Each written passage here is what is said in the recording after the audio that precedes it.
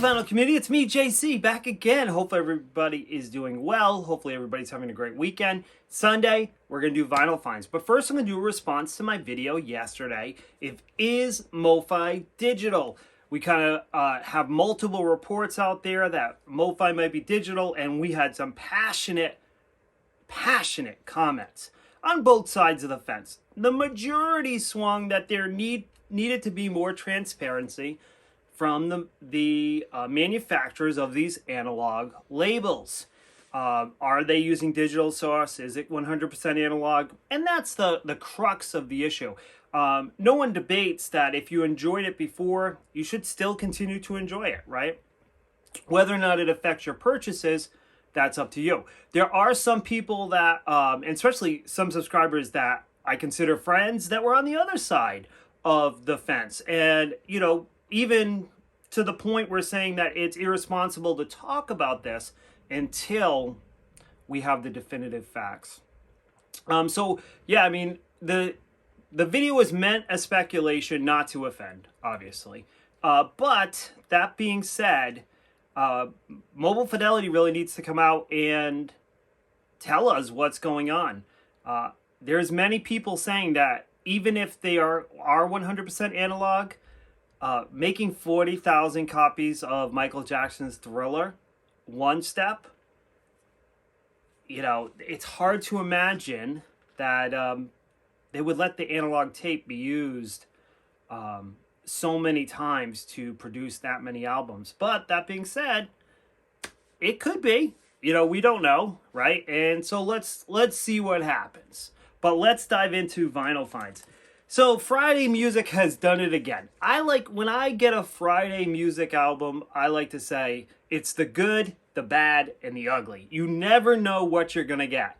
And Winger 2 is a perfect example of that. So the good, it sounds great. Now, they consider themselves an audiophile label, but this is probably a digital album, as we know. So I wasn't expecting, you know, some great change from CD copies that I've had in the past. So the sound quality, I think, is fantastic, and I actually played it for Carter, my son, and he enjoyed it too. But look at this cover.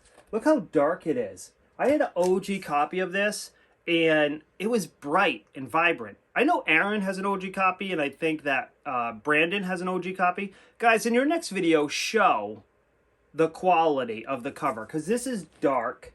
It's definitely scanned. So I will tell you that it's disappointing that once again, Friday Music has, you know, really kind of given us a shoddy cover. That being said, I know that someone down below nobody likes it when I get negative. So I will end in a positive note that it sounds fantastic. So not to get too negative, but Friday Music, come on guys, step up the covers. Next, I got this at Purchase Street Records, and I really bought it for the hype sticker. This is probably got to be my least favorite Styx album, but I saw that hype sticker and I was like, oh, I need this. I'm so weird. You know, that I would buy an album for the hype sticker. I mean, I will listen to it. I would never buy an album that I would not listen to at all. But this has got to be my least favorite Styx album, or at least one of them. Domo arigato, Mr. Roboto. There is the custom label. Okay, next, I know Aaron showed this on his channel. I picked up the Megadeth Countdown to Extinction. This is the 2022 pressing. Here is the insert. And thanks. Edit. Here is the insert. And this is on blue wax. Sounds fantastic. Next, a great album, Fastway. And look, this got the dual hype. I know I showed this on my Instagram.